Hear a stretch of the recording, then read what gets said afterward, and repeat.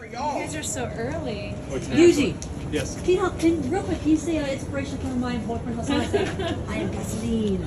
All right, I'm guessing.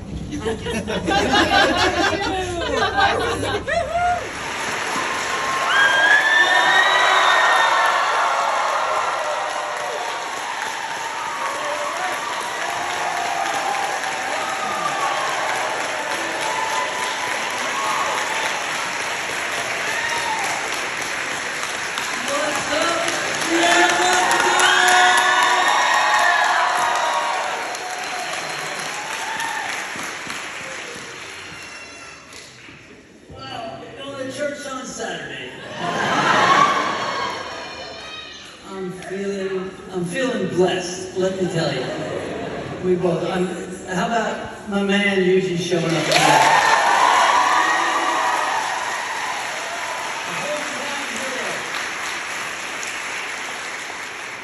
All right, just check in. Can you guys hear me? Yeah. All right, what's up, Seattle? Sorry about the Mariners. So close. Yeah, I'm a Met fan, so and the Yankees got crushed, I think, and I think what's going on now? Is the Phillies? Who's playing now? Yeah, it's all a mess. Who cares?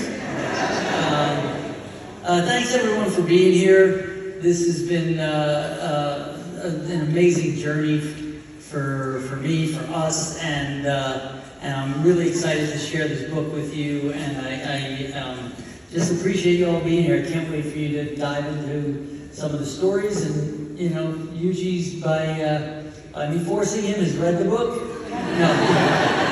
So I'll turn over to him for a second. If he's got any questions, we'll get started just talking about whatever. Yeah, so as you know, I have a restaurant. Oh, actually, yeah, 2 restaurants. You know, a lot of people ask me, says, well, what possessed you to open a restaurant? It's one of the hardest things I've ever done. And so I'm here to ask you, what possessed you to write a book? I know it's hard. It's got to be hard. Well, yeah, that's an interesting parallel. I have no desire to open a restaurant because I don't cook well. I cook okay, but you know what? It's a great question. I mean, why dive into writing a book? Everyone thinks, oh, my life, I could write a book. Everyone says that same thing, right? There were a few reasons. One, I mean, a couple of literary agents and publishing companies about 5 or 6 years ago came to me asking if I ever wanted to write about the Karate Kid and his place in pop culture and what it was like to make that movie. And I always found it interesting that they were interested in it. And I know Carrie Elway's had a book about The Princess Bride that was very successful at that time, so maybe that's where that question came from. What happened is, as I started thinking more about it, because I felt I had an interesting story to tell, certainly when Cobra Kai hit the way it has, and thank you for that, because we're doing the show.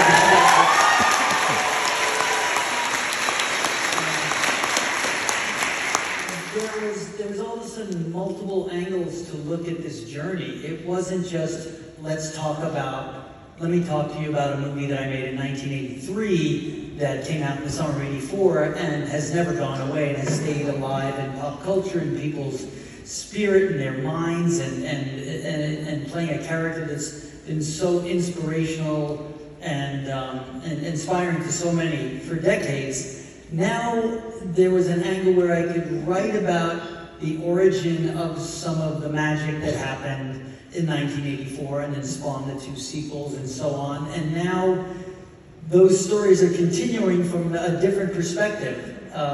Middle-aged Daniel Russo, barely middle-aged. And so then I had more to write to. I had something that was pure, wonderful nostalgia, yet contemporary and relevant. And for me, the Karate Kid has always been contemporary and relevant, wherever I've gone, before Cobra Kai. But now it's blown up to such, you know, I have 12-year-old kids running up to me who know who Mr. Miyagi is, you know? It's kind of special and wonderful, and then I have these stories of impact and inspiration that I've gotten from fans over the years that have been so moved by that original movie and the Karate Kid Part 2 and the Okinawa story and their minds being opened up to a different culture and then just what it's been like, the ups and downs for me. It felt like only I could tell this story.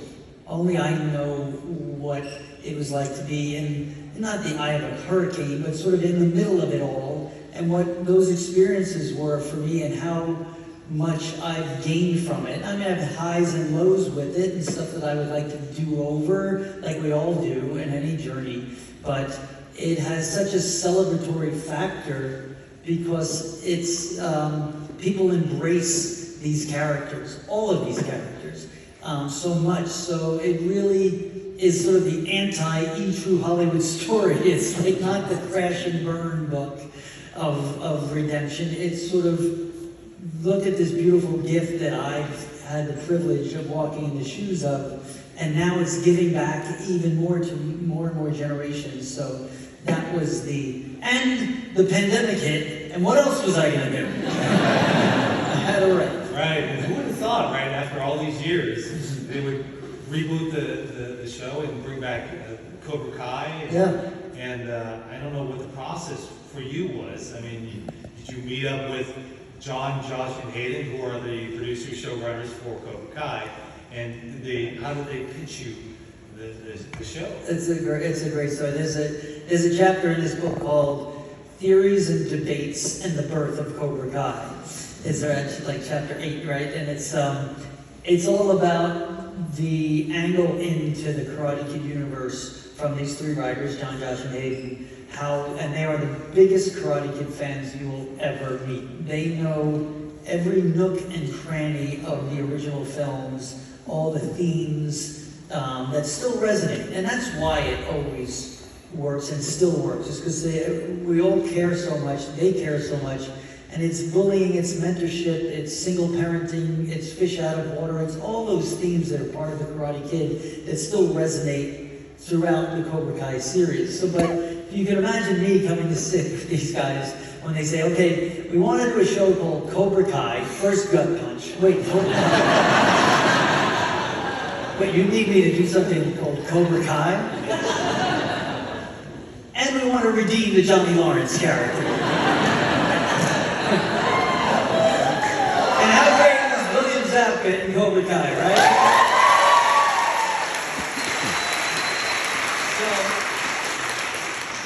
Imagine my first response to this. Actually, they didn't lead with that. They leaded with the word bullying. That's what they wanted. That's probably how they pitched it to William Zabka. But to me, they started the conversation by talking about bullying and all those themes that I mentioned earlier, and how they felt the angle in to the Karate Kid universe would be through the eyes of what happened to the guy who got kicked in the face and where was his life. What happens to the bully? I really, I never had the story to do it. I mean, Pat Morita, the late, great Pat Morita, who is the magic and the secret sauce of the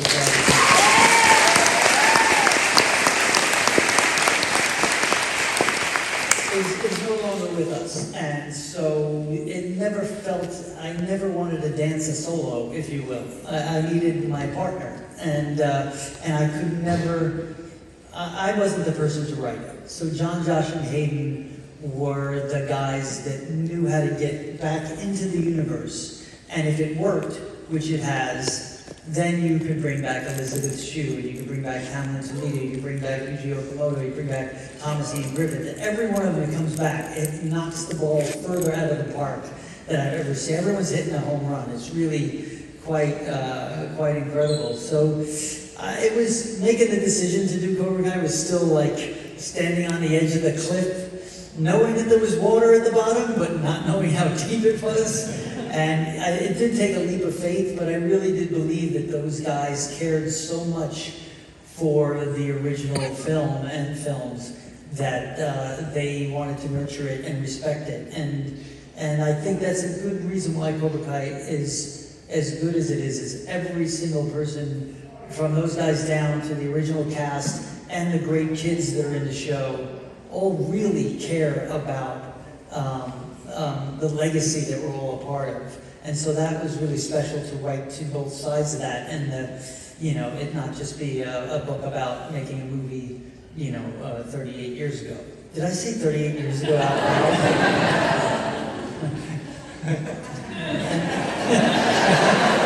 We're only in Next question. So, yeah, the same with me as far as John, Josh, and Hayden. When they contacted me, it was the same thing. They had so much passion about this whole Cobra Kai world and about the whole Karate Kid verse. They knew, he's not joking, they knew more about every character, including Chosen, than I knew of my character. So it was amazing how quickly it was for me to make a decision to jump on board. Those guys are just incredible talented writers and producers. But you brought up Pat Morita.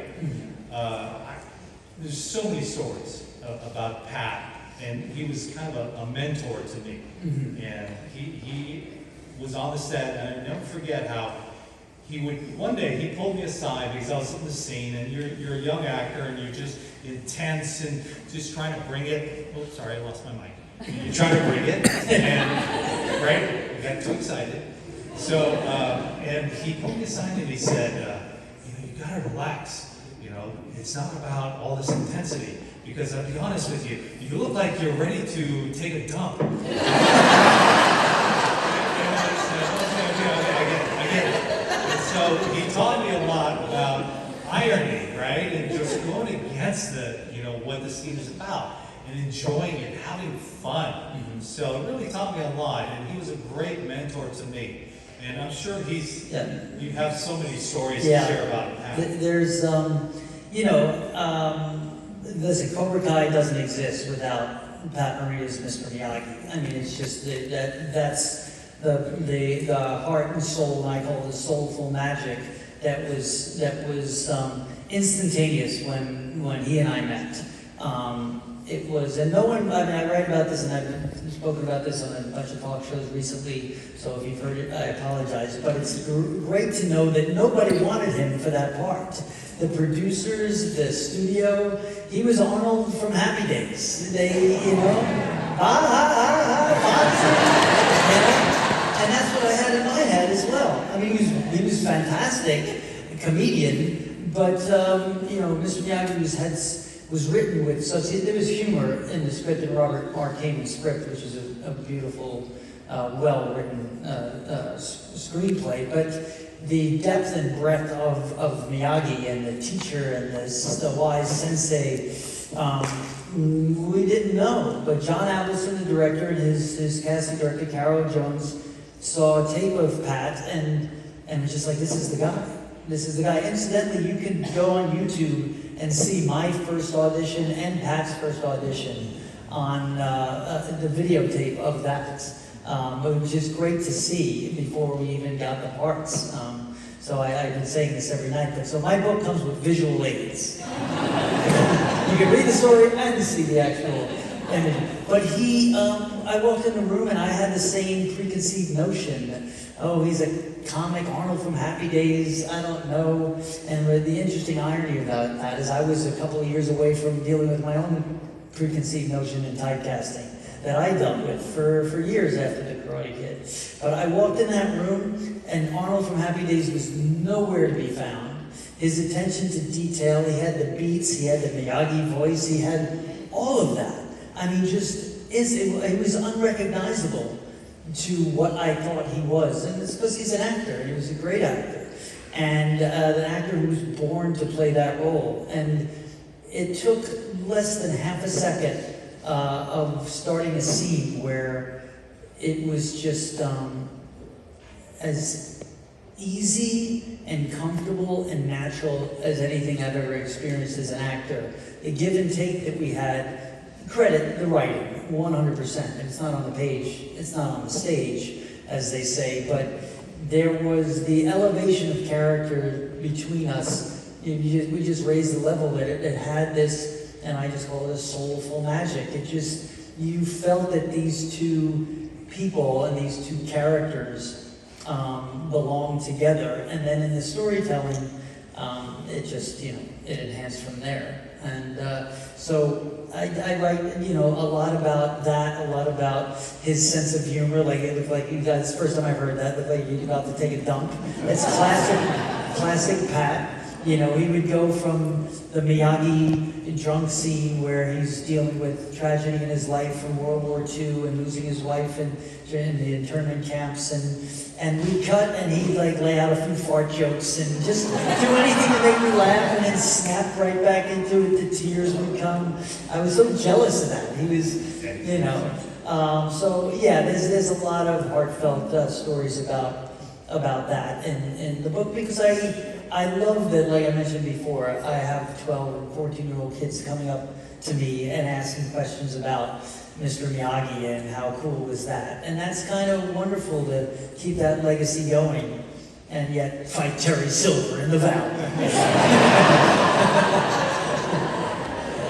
So you've worked with a tremendous slew of talented actors, directors in film, and do you have a preference as far as film or theater?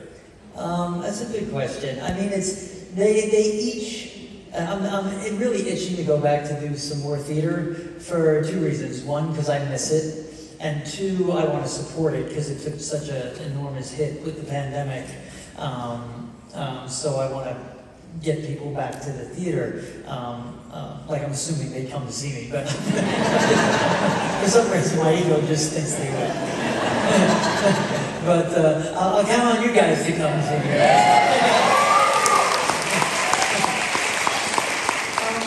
I love the immediacy of theater and the workshop rehearsal period of finding those moments where film and certainly television that we're working in now, it's really fast and furious, and we don't have a lot of time to spend on scenes. You have some time, but earlier in the day, I always say, especially on Cobra Kai, we start out in the morning, it's like shooting Lawrence of Arabia.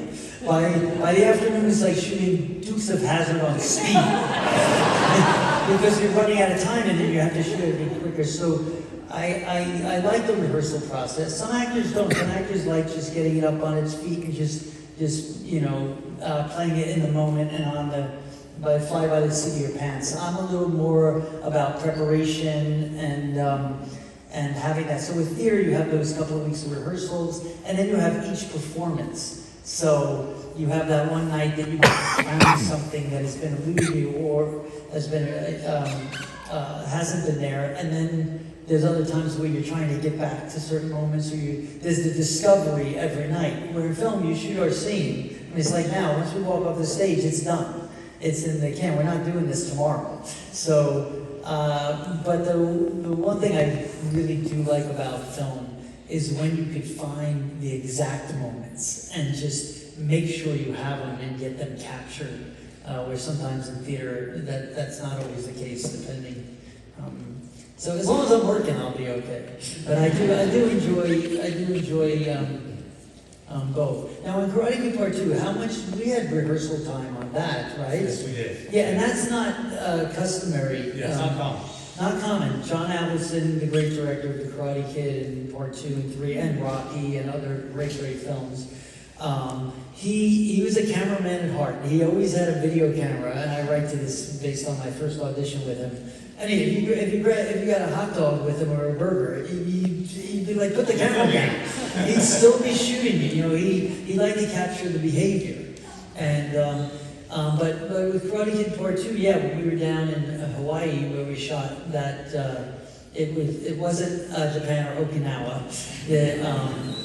But we had a couple of weeks to rehearse, and it really helps. It's a little bit of theater that you get to have where often in television, you show up on a day, you're shooting it that day, and the scene is in the can, and you haven't even met, you don't even remember the name of the people you're working with. But that's another part of the art form it's all, if it was easy, anyone could do it, I guess. Yeah. But your process for Karate Kid, right? It was a long process. To get the part, yeah. Right. Yeah.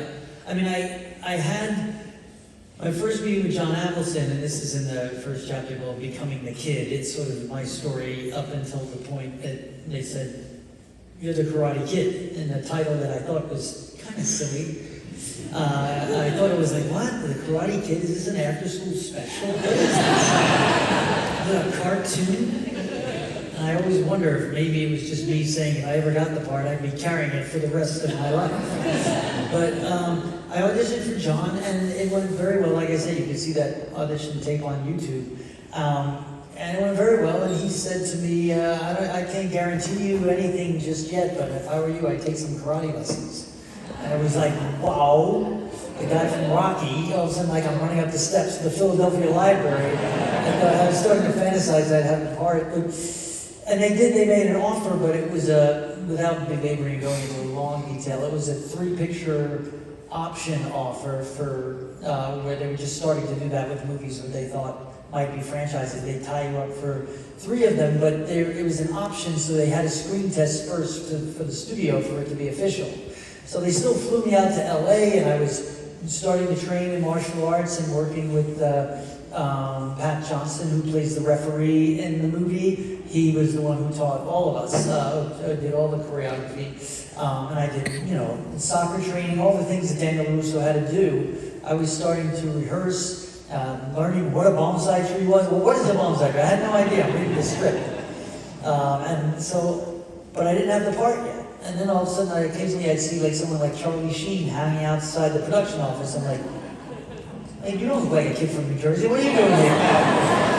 And I knew Charlie because I worked with his brother Emilio in a movie called The Outsiders.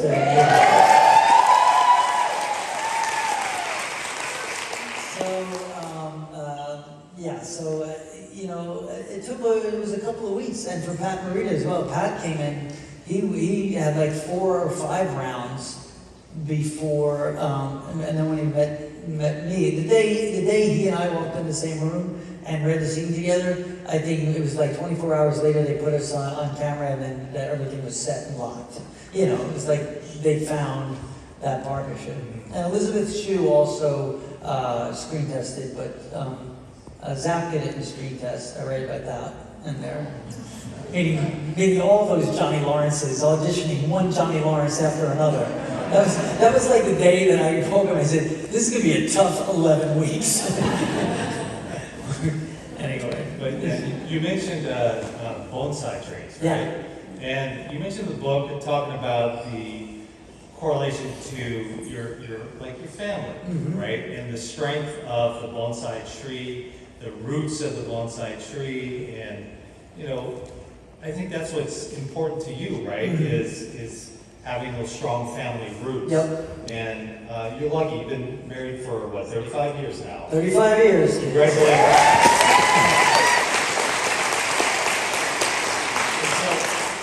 So, how do you do that? All right, I can go chosen. No, that's looking out in secret.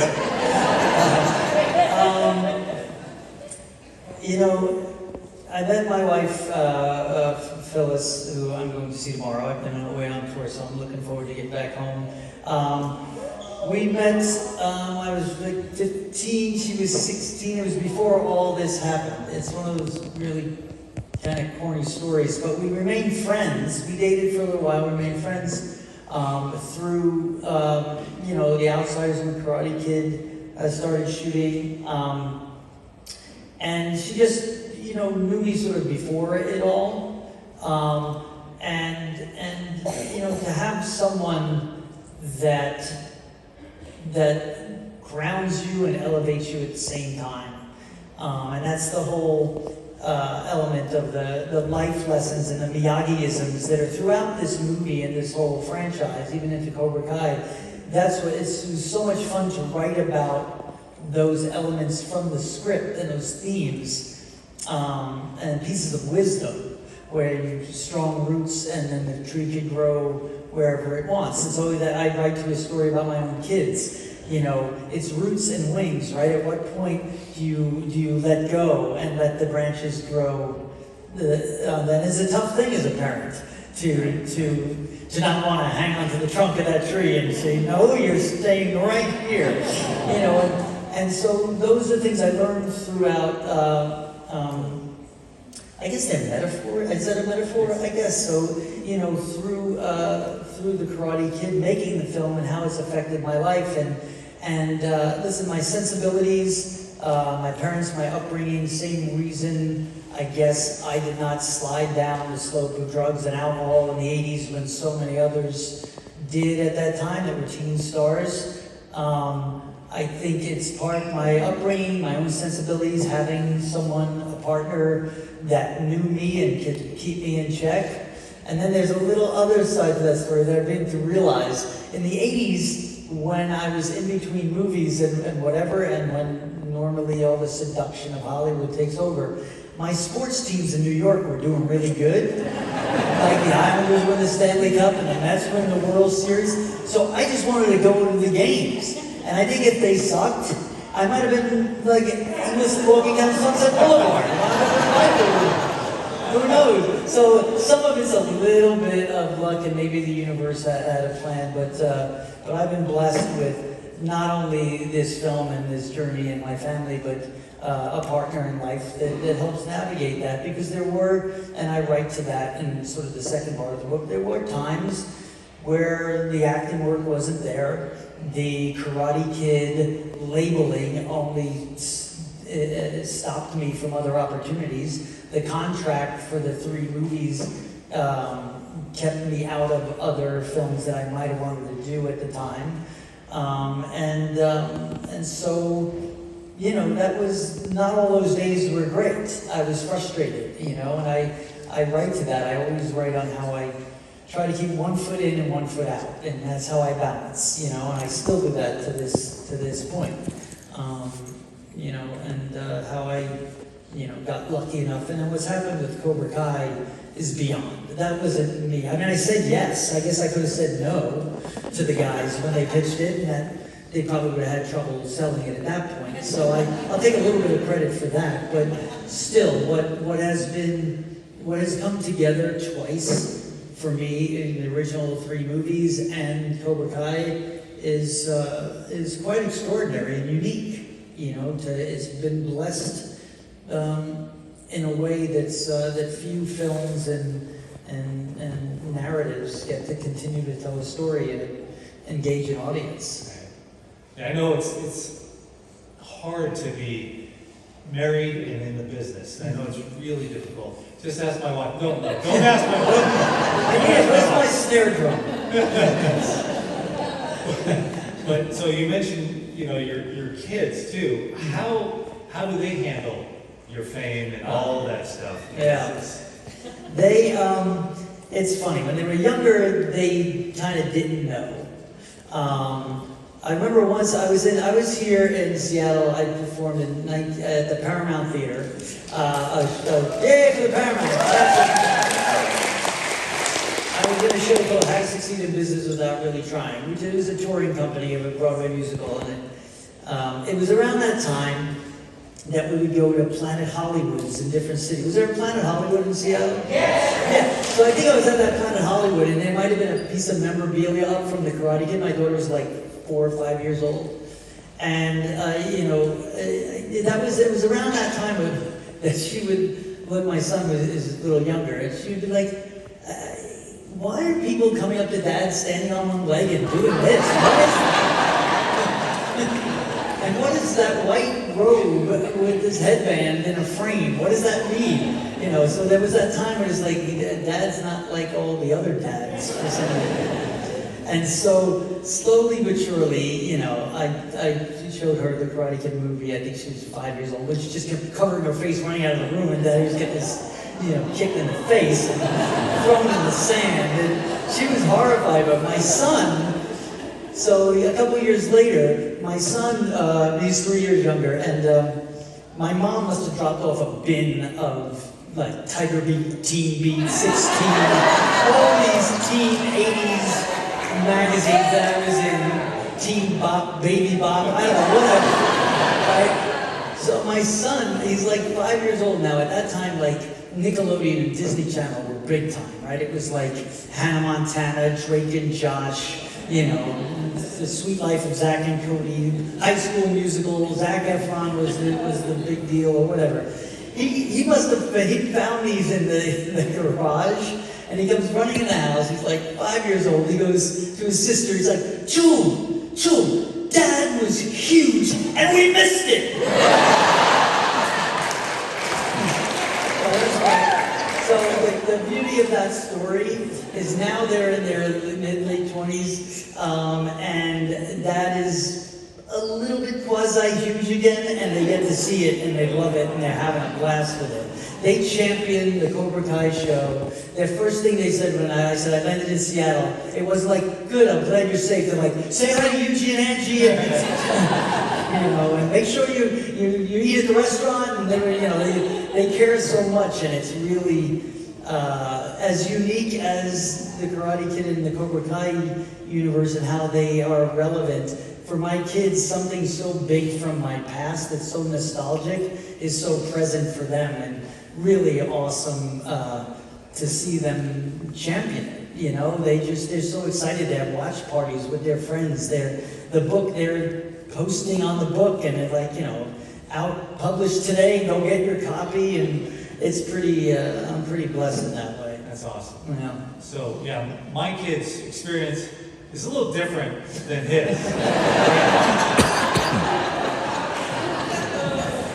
So every film I was in, I get killed. I have a list of how many different ways I've gotten killed. So I'm watching a movie at home on the couch, and at the time, my middle child walks into the room, and she must have been, 6 or 7 years old, and she stops and watches the film, and then, what's her thing? When I get killed, she goes, oh, there's Dad. And he's dead again. And she walks off. So, yeah, it's very different. And, you know, with my kids, they love, you know, the whole show. They don't necessarily love Dad. They love the young kids, right? Yes. They always ask about, oh, hey, where's Tanner? Because they came and visited me on the set, and they said, where's Tanner? Yeah. Oh, you know, where's Mary? Where's Peyton? And I'm standing there going, hey, wait a second, I brought you here. You know, so it's really perspective, but they love the show. They love Ralph. They got a chance to meet. Yeah, it was great. It was great. Last season It was so great. It's wonderful, and that's another part of the gift that keeps on giving with this movie and into this series is, you know, these are relationships. We would see each other. I mean, like chunks of time, not just like a couple of years. Like, I mean, it was probably, you know, 10 years at a time that and even longer. And now, you know, it's the same thing with William Zabka. I mean, it's funny, I mentioned at the beginning of his chapter, I said, what's so interesting is at the end of the original Karate Kid film, I remember looking back at William, Billy, we call him, and saying to myself, all right, well, at least I never have to see that guy again. You know, I mean, my ribs were bothering me, and he was an incredible fight partner and an amazing acting partner.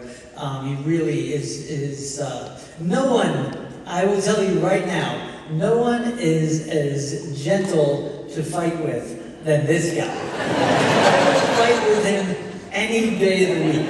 I mean, it's just, even when we do touch, I can feel him just retreating so respectfully.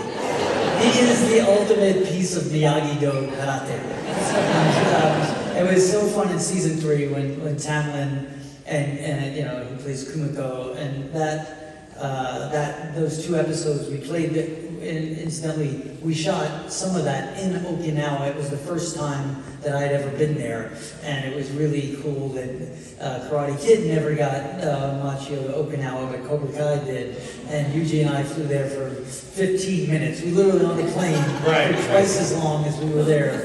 In that one scene with the scroll, Yeah. that weather did not cooperate. Yeah, it did not. It was It didn't. So we do this. I mean, that episode. I'm gonna go right to that in a second. But that having those two episodes with these two actors, with Tamlin and Yuji, and I know how important those characters and important Pat Morita was to them, and vice versa. So the spirit of Miyagi was with us. He's always with us in this show, and that was a big part of the first thing I told the showrunners when we had that initial pitch meeting. Was if Miyagi isn't laced throughout the show and have a presence in the Russo's life, then it's not the show for me, because I need that to always be there. And they always had that intention, credit them.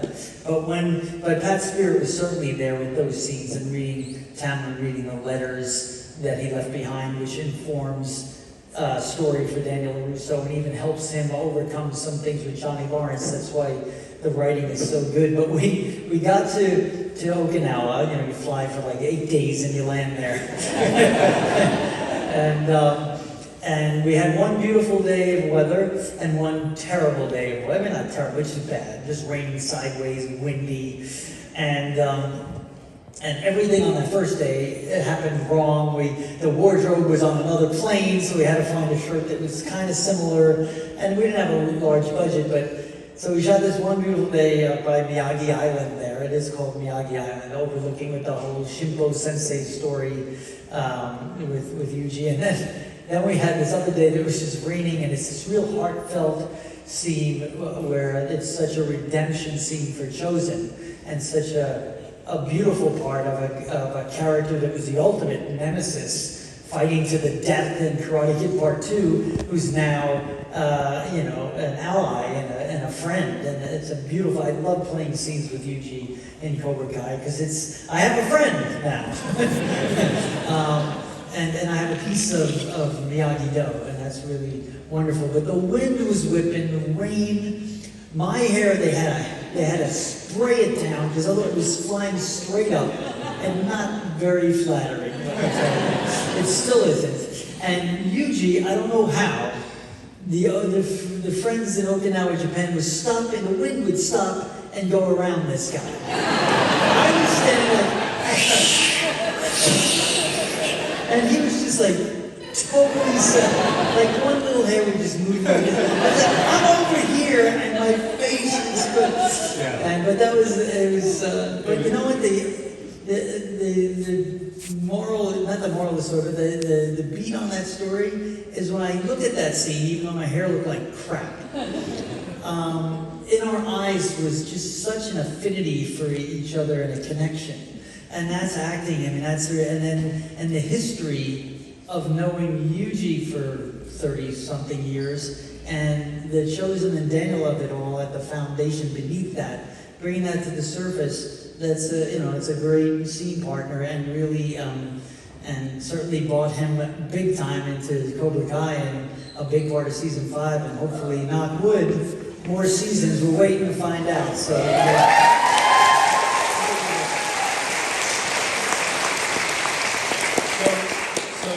In that scene, I give him a scroll. Well, on the next scroll that I was holding on to was the secret of dodging the wind and the rain. You gave me the wrong. I gave him the wrong one. I got the secret to Miyagi-Do, but I didn't need that. I didn't have to dodge the rain. No, I just love, getting back to the book, I just love the fact that you are so self-deprecating. You make fun of yourself. It's one of my favorite hobbies. And that's honestly what makes him so fun and joyful to work with, because he doesn't take himself so serious, right? He does the work. Granted, he's a hard-working actor. He's so solid. He gives you 100%, even when he's off camera.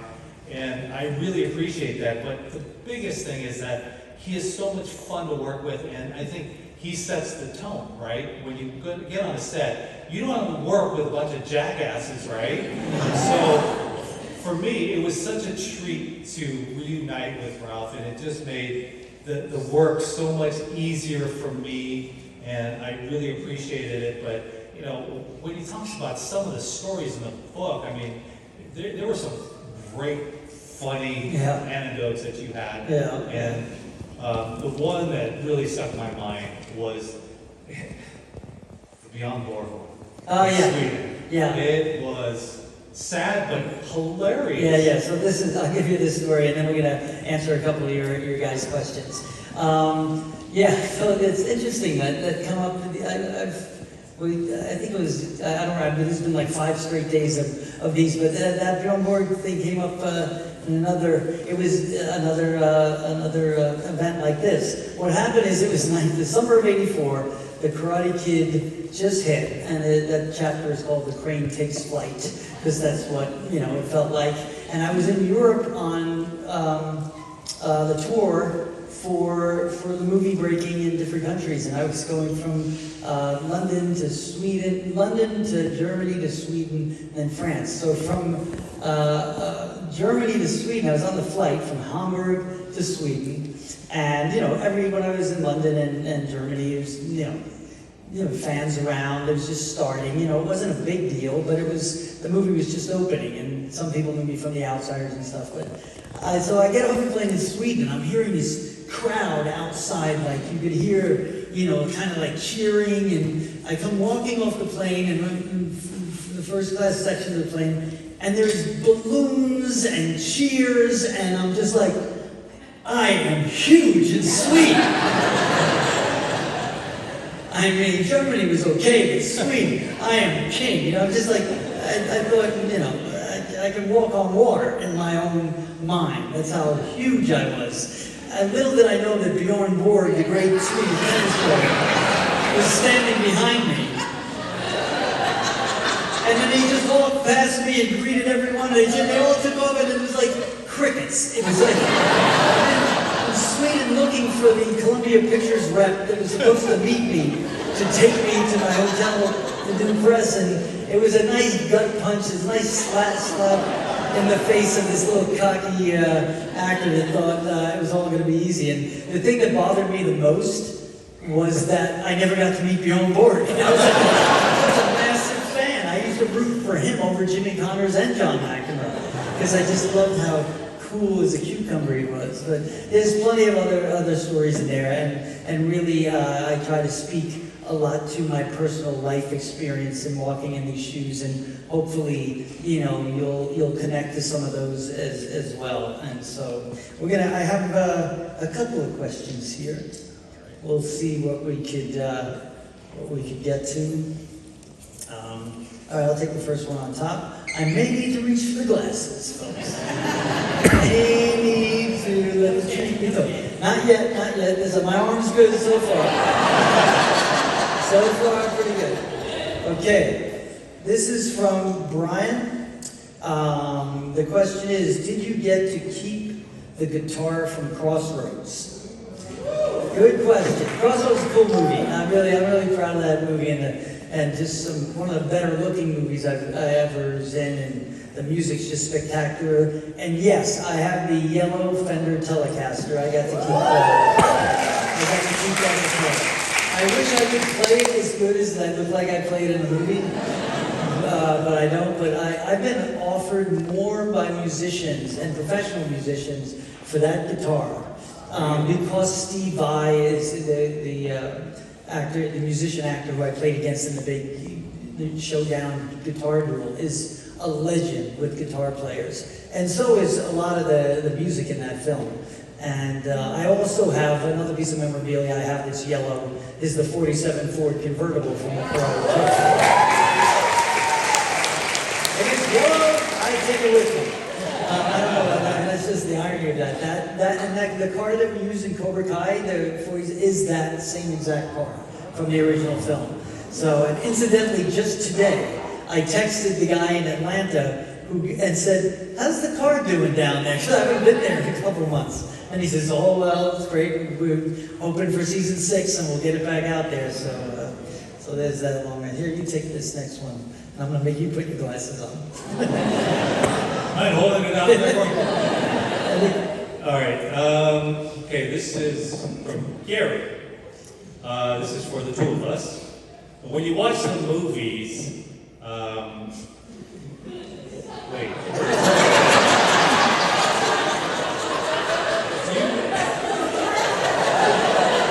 Okay, you're gonna have to read this. There we go.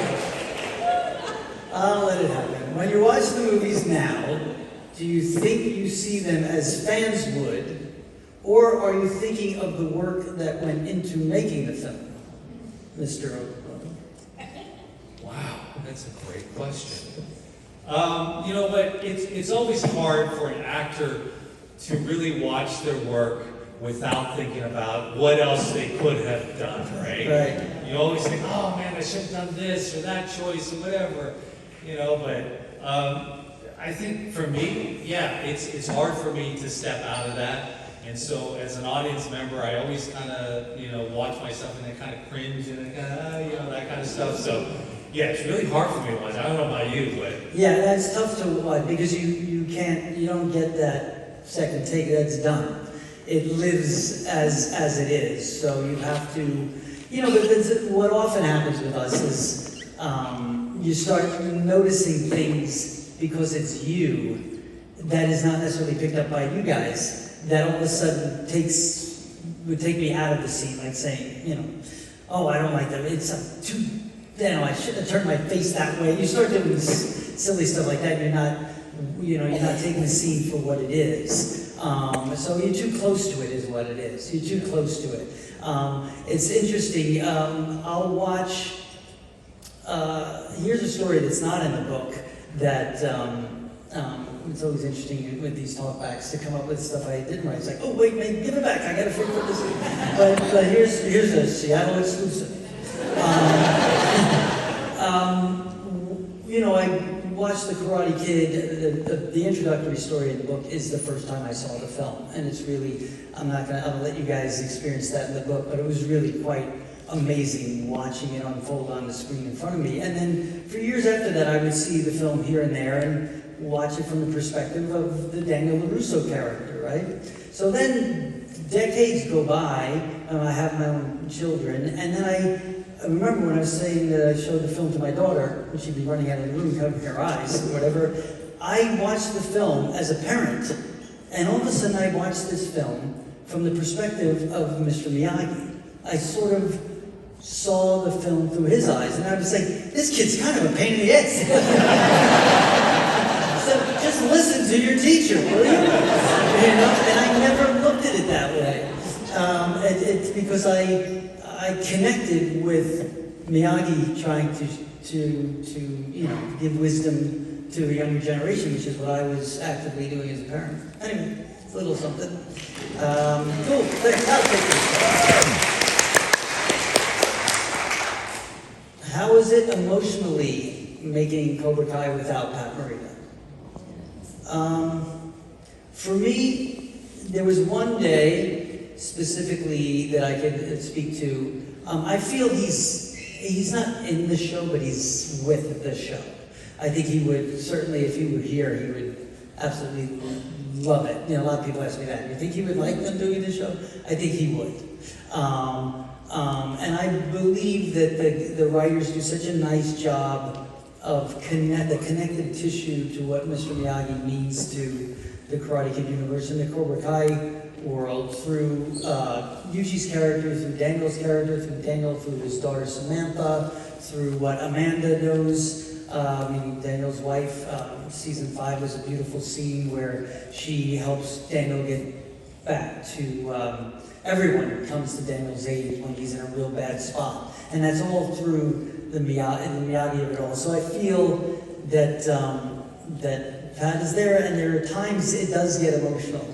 You know, I think of it. But there was certainly one day when I was, it was the start of season 2 when I'm teaching Robbie in the backyard how to paint the fence and how to wax the car and all those things that are a big part of of the Karate Kid story, and I stood there and I got all choked up, and then my tears were in my eyes a little bit, and I had to walk back to my trailer and take a beat, because it wasn't just missing Pat, but it was John Avildsen, the director, and Jerry Weintraub, the producer, and so many people that created that were no longer here. And I felt this, I won't say burden, it certainly wasn't that, this responsibility to it all, that I was now, I now had to carry that torch to this younger cast. And it was, and then the other side was like, okay, I'm not 21 anymore, and I am the old guy, and those days are done, buddy.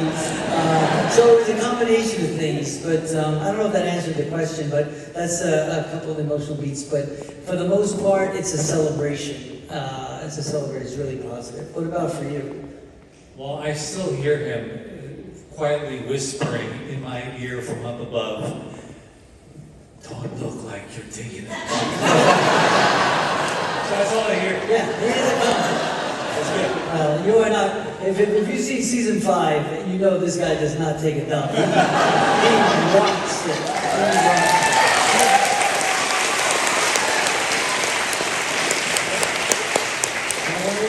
Pick a card, any card. Pick a card, okay. Oh, this is good because I can read it. It's big.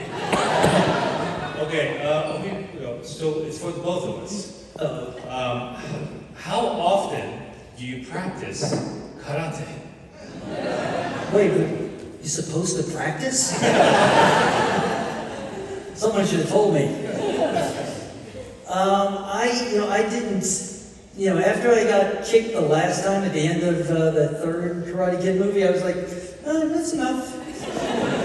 But I always respected the philosophy, and I really enjoyed the katas. The sort of the dance, if you will. The getting hit, less fun. So I kept that up for a little bit, and went back into it for a little while, say in the 90s, just trying to remember some of the things I learned. But when we do the Cobra Kai show, I mean, listen, everything's tougher now, and everything hurts more. It's more about injury prevention. So we ramp up when we start the season. I get more into it, but I just try to stay limber now. Now it's about stretching and keeping everything, kind of so it doesn't snap. What about you? Lots of Advil. We need to get our own Advil. Yeah. Come on. We should have it. Should be these two guys sitting here.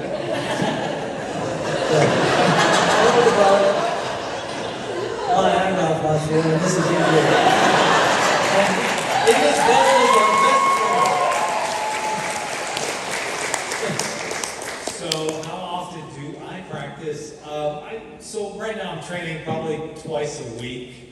When we were ramping up for Cobra Kai season 5, they made sure to tell me that there's going to be a lot of fighting, so get in shape and all that. So I ramped up before season 5, but I ramped up so hard that I ended up pulling my hammy again, which I pulled in season 3 during a fight scene. And so, I came in a hobble in season 5. But I managed to get through without re-injuring it. But his fight scenes in season 5 are amazing. Amazing. I trained, when I wasn't shooting season, every time I get there, I'd say, okay, I'll be there at 9 o'clock. 8 o'clock, he's like still working. Like every morning, no one put more, I don't think anyone put more time in than you, I would say. Well, you guys are all busy doing all your promos and your step and repeats. Yeah, that's right. But those the fight scene at the end of the second episode, I love, and obviously in episode 10, 5-10, great stuff. They push us, man, and they push us, and but we do our best. You really have to stay warm, and you have to, Yeah, we have a great stunt team too. Yes, also. yeah, amazing. Yeah, and the choreo and all that stuff, and the specific type of martial arts, the that they had me do, it's really, it was really wonderful for me to kind of incorporate their thoughts into that fight scene in episode 2, where I took on the senseis. You know, he came in with a specific idea, and it really paid off for me because it really set the tone for my character, and I think it hopefully set up the finale with Terry Silver now. Yeah, that's great. I think we have to just check. I was told. Okay, we got 2 more questions. Okay. I'm getting the flags. But let's see. Okay, this one. Glasses. I think I'm going to try it by myself. Why do you think, my ego, why do you think Daniel felt comfortable, I thought it was uncomfortable, why do you think Daniel felt comfortable calling Chosen for help? They didn't seem close yet. Okay, all right. Well, it was a very long phone call. He hung up a few times. LaRusso then called Kumiko, and then she called. No, I mean, that's an interesting question, because they weren't, they had such a history, and their youthful history was very adversarial. But I think the power of what happened in season 3, of them, of seeing the redemptive side and the 180 that Chosen, what he felt, the remorse that he felt, and in that scene with the wind that didn't bother Chosen but killed me. The scroll, the handing of that, and that gesture meant maybe more than you would know. And so I think that there was a very impactful gesture. And sort of the spirit of Miyagi came through Chosen, and I think to Daniel, he was his back up against the wall at the end of season 4, and made that call, and so that's me tap dancing for that question. But no, but I think that's the truth. And it probably was not like, hey, could you help me out? And he probably didn't say, okay, I'm buying my ticket now. It was probably a conversation. But man, did it make for a great ending of season 4, which shows us at Miyagi's grave with Daniel. So it was pretty cool. Yeah, so the honest reason that Chosen decided to come out was because he wanted to come out for In-N-Out Burger. That's right. Never had one. That's right. Okay, let's do one more question. You pick one. All right. You pick one with big font. We're in trouble here. If not, I got the visual. I got the glasses. No, whatever you want. Oh, here it is. Oh, here we go. Oh. Ralph, what was your favorite scene in The Outsiders? Stay gold.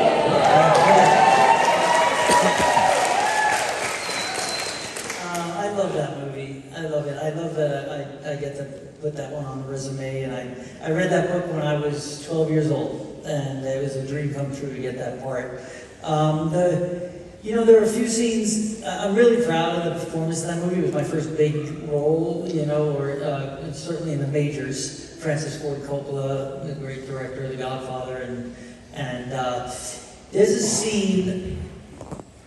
I have a few scenes that are some of my favorites to do, but there's a scene that is one of the most honest scenes I've ever played, and I credit Francis Coppola. It's a scene at the end. I credit myself, I did the scene. But I credit the direction to get me there. It's a scene at the end when Ponyboy is reading the letter that Johnny leaves him, and I'm superimposed, and he's talking about the poem "Nothing Gold Can Stay," and his understanding of what that meant, and him handing down a little bit of wisdom to Ponyboy, in Ponyboy's mind, reading this letter, and it's just a close-up shot of me, and it just pushes in very slightly as I'm talking. And when I played that scene, it was a monologue, and it was one of the audition monologues. So when I went to shoot it on film, I had all these ideas on how I wanted to play it. And, you know, I don't recall exactly, but I prepared it. And Francis, every time I started, and I was like about 2 sentences in, he would cut and say, just take the acting out of it. Just stop. Don't just say these words. Just say the words and don't think too hard. And so it took about 3 or 4, maybe 5 or 6 times. I didn't even get through it before he went back, and then he took me aside. He says, I want you to just speak these words, not convince, don't try to convince Ponyboy of anything you're saying. Just say the words. Honestly, earnestly, and genuinely, just say the words. Stop thinking. He said, and he gave me a rock. And he said, put this rock in your hand. And he said, don't look at the rock. He said, I'm going to give you something. Put this rock in your hand. And put it in your hand, and I want you, when you're doing the scene, to think about what color this rock is. And he said, that's what I want you to think about and say the words. And we did it once or twice. I was totally off balance. And when I watch that scene, I don't blink. I am just completely locked in. And it seems like everything I was trying to do, I was able to do without trying to do any of it.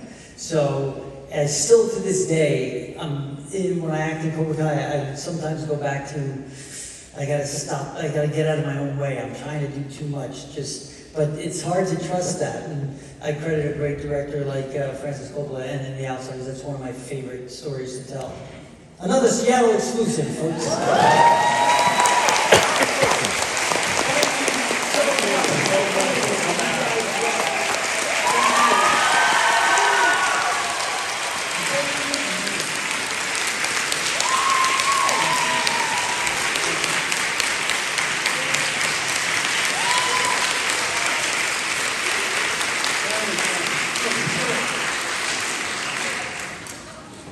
I'll see you guys in a minute or two. I just need a couple seconds. Thanks.